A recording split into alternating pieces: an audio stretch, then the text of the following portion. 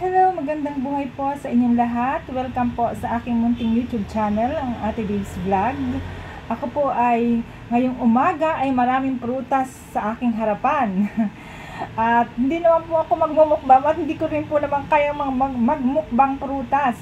Ang gagawin po lang natin ay titikim-tikim lang kita ng kung ano lang po ang kaya.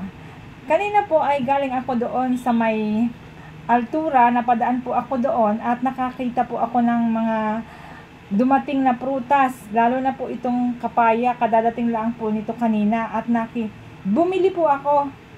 Ito po ay 50 pesos lang. Kung gusto talaga po ninyo ng mga prutas na mura, talaga pong sa Altura ay maraming murang prutas, lalo na po pag umaga, talaga pong bagsakan doon. Ang mga, ito pong ganitong saging na saba.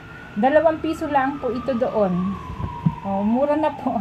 Sa iba po ay mahal yan per kilo. Doon po ay per peraso, 2 piso.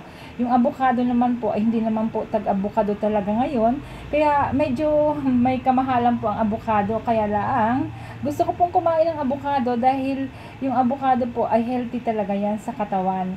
Sabi po nila, ang avocado daw ay bad cholesterol. Pero hindi po totoo yan, sabi ng mga doktor. Ang healthy cholesterol po siya. Pero ang apple po, pangkaraniwan, talaga pong ang apple ay sa lahat po ng sakit ay parang lagi siyang pwede.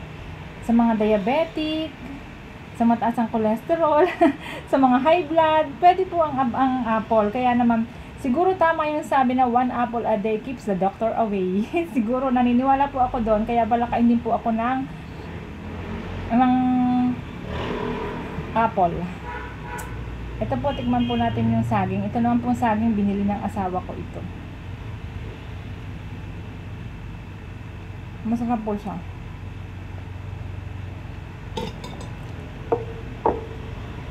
Ang totoo po niya, nakaubos na po ako ng isang avocado.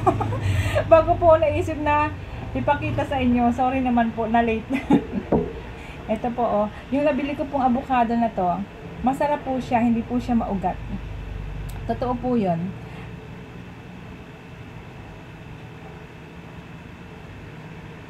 Alam niyo po, ang saging mayaman po yan sa vitamin C. Kaya laang, dapat po ay hindi naman sobra dahil mataas din po ito sa sugar. Kaya pa isa-isa lang po din ang kain natin.